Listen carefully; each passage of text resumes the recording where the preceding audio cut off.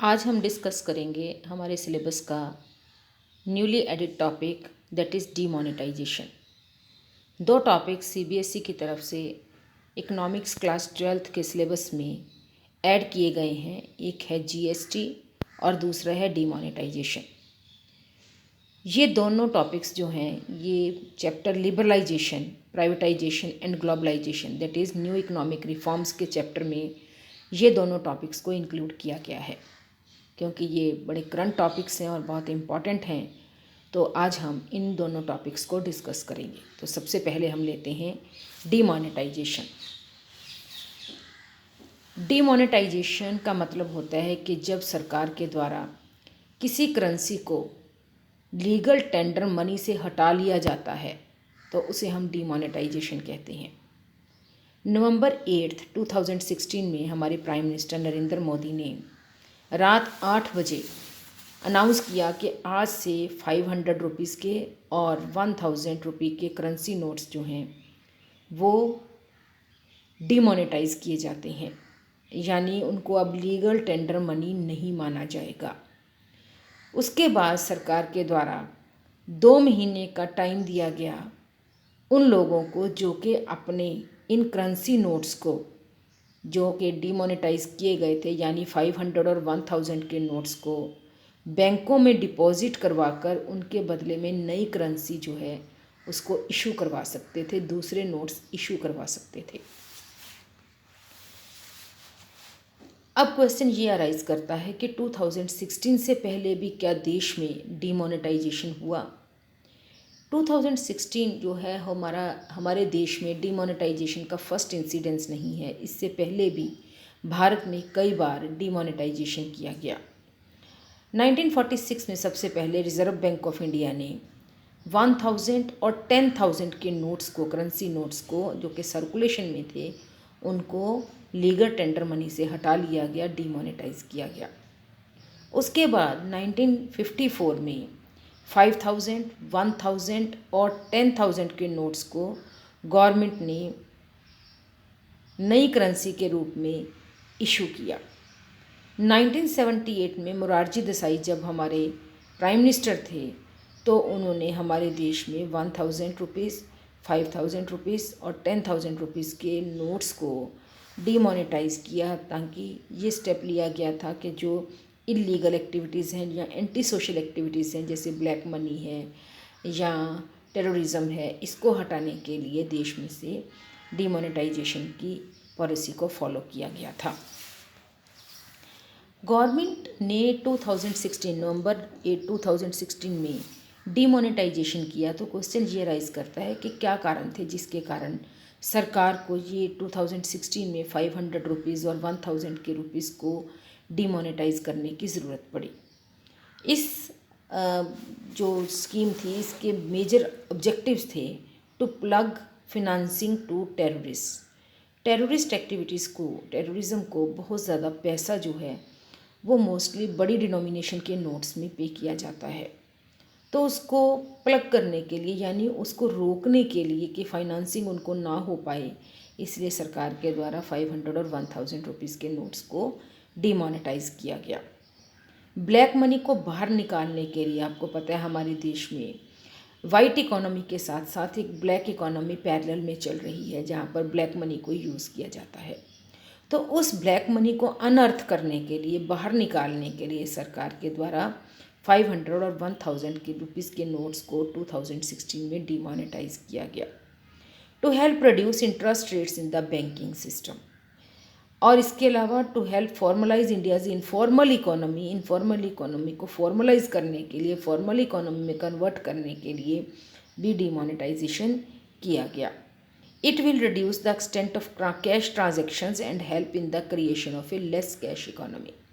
आपको पता है कि हमारी जो प्राइम मिनिस्टर हैं उनका एक बहुत बड़ा ऑब्जेक्टिव है कि हमने अपनी इकोनॉमी को कैश इकोनॉमी से डिजिटल इकोनॉमी में कन्वर्ट करना है, तो इसके लिए भी ये एक स्टेप उठाया गया।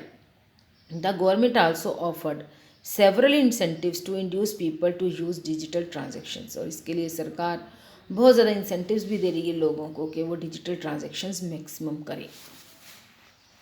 नेक्स्ट बहुत इंपॉर्टेंट चीज़ कि क्या एडवांटेजेस थी डीमोनेटाइजेशन की पॉलिसी जो कि प्राइम मिनिस्टर नरेंद्र मोदी के द्वारा अनाउंस की गई थी। सबसे पहला था increased savings. As a result of demonetisation people will tend to deposit their cash in the bank rather than at home. जब लोगों को ये पता चलेगा कि 500 और 1000 रुपीज़ के नोट्स डिमोनेटाइज कर दिए गए हैं, उनको अब आप खर्च नहीं कर सकते हो, तो लोग अपने पैसे को बैंकों में जमा करवाना शुरू कर देंगे, तो जिसके कारण सेविंग्स जो हैं वो बढ़ जाएंगी और इस तरह से इकोनॉमी में प्रोग्रेस होनी शुरू हो जाएगी। This will help them save more. दूसरा था lower lending rates. With currency demonetisation money moves from people to banks and financial institutions. आपको पता है कि क्या होगा कि बैंकों में मनी बढ़ जाएगी, सप्लाई ऑफ मनी बैंकों के पास बढ़ जाएगी, और जब सप्लाई ऑफ मनी बैंकों के पास बढ़ जाएगी then they will reduce the lending rates. कम रेट पर वो लोगों को ज़्यादा से ज़्यादा लोन्स प्रोवाइड करेंगे और इससे इकोनॉमी में सर्कुलेशन ऑफ मनी बढ़ जाएगा। Third is better economy. As more cash is with the banks there is higher circulation of money in the economy.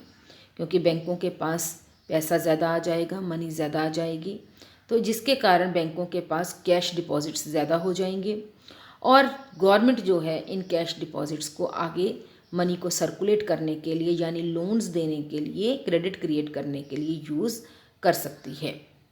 The government receives more taxes and can undertake more development projects. क्योंकि इस policy में भी ये भी कहा गया था कि 500 और 1000 के नोट्स की एक लिमिट तक तो आप उसको दूसरे नोट्स में कन्वर्ट करके आप कैश ले सकते हो, लेकिन उसके बाद के अगर किसी के पास नोट्स पड़े हुए हैं, चाहे 2 लाख का अमाउंट रखा था सरकार ने, लेकिन उसके बाद के अगर अमाउंट आपके पास पड़ा हुआ है 500 या 1000 रुपये के नोट्स की फॉर्म में, तो उस पर आप जितना भी डिपॉजिट आपके पास पड़ा है उस पर आप 30% टैक्स दे दीजिए और बाकी का अमाउंट आपका वाइट मनी के रूप में कंसिडर किया जाएगा। यानी सरकार ने ब्लैक मनी को भी वाइट मनी में कन्वर्ट करने की कोशिश की। 30% टैक्स जो है वो सरकार को पे करिए, सारी जो भी आपके पास सेविंग्स पड़ी हुई हैं, and 70% will be considered as white money. तो इस तरीके से सरकार ने ये भी एक ऑप्शन लोगों को दिया था ताकि लोग अपने पैसे को इकोनॉमी में लेकर आएँ और मनी सप्लाई इकोनॉमी में बढ़े और जो हमारी इकोनॉमी में वो बेटर परफॉर्म कर सके। Reducing counterfeit currency notes. Counterfeit currency notes means जो जाली नोट हैं, जो फेक करेंसी हमारी इकोनॉमी में सर्कुलेट हो रही है, उसको रिड्यूस करने के लिए भी ये एक स्टेप उठाया गया। Banks check if the old notes are genuine और काउंटरफीट बिफोर एक्सेप्टिंग देम। जब हम बैंकों के पास नोट्स आने शुरू हो गए तो बैंकों ने ये भी चेक किया कि जो नोट उनके पास आ रहे हैं क्या वो ओरिजिनल करेंसी है या फेक करेंसी है। Thus this allows the government to weed out counterfeit notes from the market. Weed out होता है जड़ से निकाल देना। तो इस तरीके से जो काउंटरफीट नोट्स थे, जो फेक करेंसी थी, उसको भी बाहर निकालने में सरकार की को इससे मदद मिली। Track black money. A major advantage of demonetization is that it help the government to track black money. जो ब्लैक मनी लोगों की थी उसको भी ट्रैक करने में सरकार को मदद मिली, क्योंकि सरकार ने जब इन नोट्स को बैन कर दिया और जो लोग ब्लैक मनी के रूप में इसको अपने घरों में या कहीं और रखे हुए थे, दबाकर बैठे हुए थे, उनको पता चल गया कि अब ये करेंसी उनके ज़रूरत उनके किसी भी काम की नहीं है, तो उन्होंने उन नोट्स को बाहर निकालना शुरू कर दिया, जिसके कारण ब्लैक मनी पर ट्रैक हो सका। Large sums of black money was kept hidden by tax evaders. जो लोग टैक्स छुपाते हैं वो अपने पास बैंकों में पैसा जमा नहीं करवाते, वो अपने पास होल्ड करके मनी को रख लेते हैं ताकि वो टैक्सेस से बच सके। Demonetisation helped government uncover huge amount of unaccounted cash. और ये ऐसा कैश होता है जो अनअकाउंटेड होता है, जिसका कोई अकाउंट ही इकोनॉमी में नहीं होता, क्योंकि ये इकोनॉमी में से छुपा लिया जाता है, मार्केट से छुपा लिया जाता है। According to estimates made by RBI, people have deposited more than ₹3 lakh crores worth of black money in the bank accounts। क्योंकि सरकार ने एक ऑप्शन दी थी कि आप 30% इस ब्लैक मनी पर टैक्स दे दीजिए और बाकी का अमाउंट आप खुद यूज़ कर सकते हैं।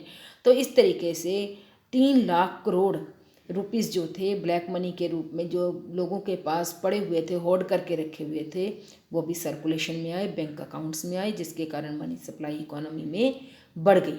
और आपको पता है कि अगर मनी सप्लाई इकोनॉमी में बढ़ती है तो क्रेडिट क्रिएशन की प्रोसेस भी, डिपॉजिट्स अगर बैंकों के पास बढ़ते हैं तो क्रेडिट क्रिएशन की प्रोसेस भी फास्टर हो जाती है। This has helped the government in slowing down the plague of parallel economy. तो जो पैरेलल में हमारी ब्लैक इकोनॉमी चल रही थी उस पर भी कंट्रोल किया गया। Funding terrorism. A major reason behind demonetization was that a big part of black money was being used for funding terrorism, gambling, in inflating the price of major assets classes like real estate, gold and other social evils। क्योंकि black money को mostly कहाँ use किया जाता है? Black money को use किया जाता है टेररिज्म के लिए। जो टेररिस्ट को आर्म्स एम्यूनिशन जो सप्लाई करने होते हैं उनके लिए ख़रीदने होते हैं, उसके लिए ब्लैक मनी यूज़ की जाती है। गैम्बलिंग के लिए, सट्टेबाजी के लिए ब्लैक मनी यूज़ की जाती है। इसके अलावा जो रियल एस्टेट यानी प्रॉपर्टी के जो प्राइसेस बढ़ते हैं, गोल्ड के जो प्राइसेस बढ़ते हैं, उसके लिए ब्लैक मनी को यूज़ किया जाता है। Demonetisation is acting as an effective counter measure against such activities. तो इन सभी एक्टिविटीज़ के अगेंस्ट अगर कोई मेजर किया जा सकता था तो वो था demonetisation. Now all such activities will get reduced for some time. तो कुछ समय के लिए तो ये सारी एक्टिविटीज़ बंद हो जाएंगी क्योंकि काला धन बाहर आ रहा है और उससे काले धन से वो लोग इन चीज़ों को अब नहीं खरीद पाएंगे।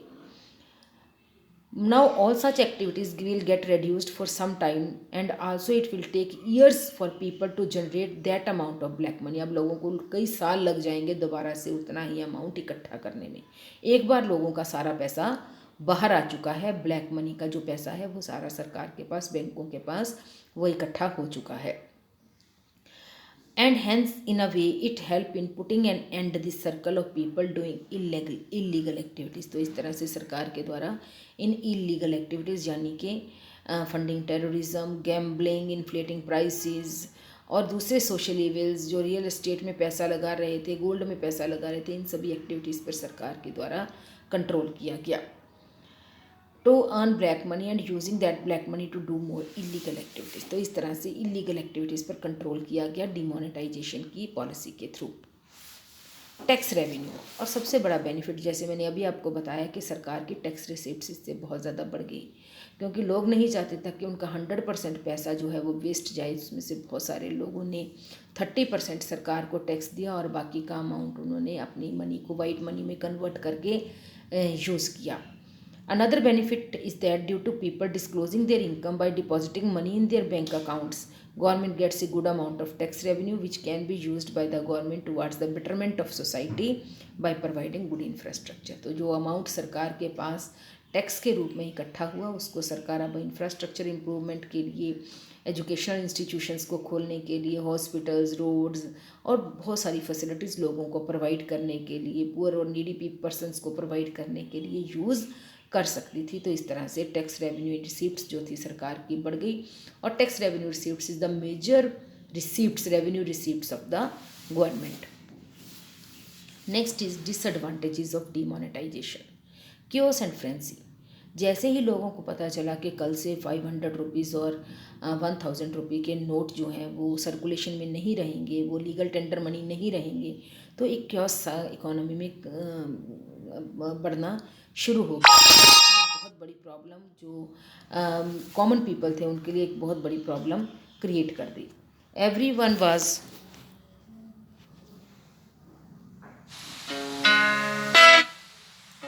Everybody was rushing to get rid of demonetized notes while inadequate supply of new notes affected the day-to-day budgets of citizens. Long queues.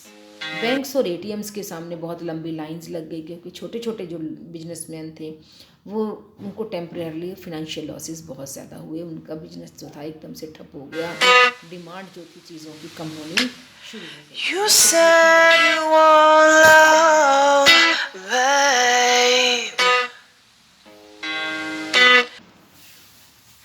तो बहुत लंबी लाइनों में लोगों को खड़े होना पड़ा, बैंक्स और एटीएम्स के सामने बहुत लंबी लाइंस लग गई और रूरल एरियाज़ में तो कंडीशन और भी वर्सन थी क्योंकि वहाँ पर एटीएम्स की संख्या बहुत कम है। Costs are higher. Another disadvantage is that destruction of old currency notes and printing of new currency units involve cost. जब पुरानी सरकार ने करेंसी को सर्कुलेशन से वापस ले लिया और उसके बदले में नेचुरली मनी सप्लाई को तो पूरा करना ही है। तो मनी सप्लाई को पूरा करने के लिए नए नोट्स की प्रिंटिंग होनी ज़रूरी थी। तो इसकी एक बहुत बड़ी कॉस्ट इकोनॉमी को चुकानी पड़ी, क्योंकि cost of printing of currency is very very high, जो कि इकोनॉमी को बियर करनी पड़ी। Targeted towards black money.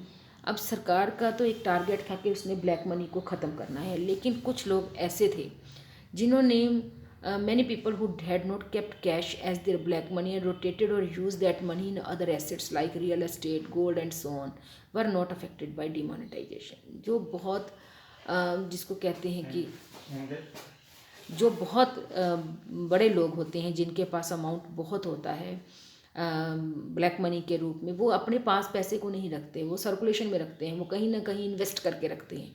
तो उनको ज़्यादा इफेक्ट नहीं हुआ, क्योंकि उन्होंने या तो पैसे को गोल्ड में क्या कहते हैं इन्वेस्ट किया हुआ था, या उन्होंने रियल एस्टेट में प्रॉपर्टी खरीदने के लिए इन्वेस्ट किया हुआ था। तो उनका डिमोनेटाइजेशन से उनको कोई फ़र्क नहीं पड़ा।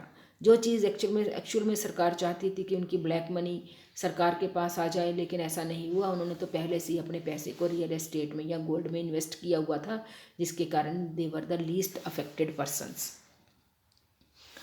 तो हम यहाँ देख सकते हैं कि एक तरफ तो कुछ एडवांटेजेस हैं डिमोनेटाइजेशन के और कुछ डिसएडवांटेजेस भी रही, लेकिन हम यहाँ ये कह सकते हैं कि सिर्फ डिमोनेटाइजेशन, सरकार का ऑब्जेक्टिव बहुत अच्छा था। वो टेररिज्म को ख़त्म करनी चाहती थी, फंडिंग उनकी ख़त्म करना चाहती थी, रिड्यूस करना चाहती थी, ब्लैक मनी को बाहर लाना चाहती थी, और जो टैक्स रिसीप्ट्स उससे भी सरकार की बड़ी। लेकिन डिमोनेटाइजेशन अकेली ही इकोनॉमी में काम नहीं कर सकती ब्लैक मनी को एलिमिनेट करने का। इसके साथ कुछ और पॉलिसी मेजर्स भी लाने ज़रूरी हैं, तभी डिमोनेटाइजेशन इकोनॉमी में एक रिवाइवल ला सकती है, एक रिफॉर्म के रूप में काम कर सकती है। Thank you.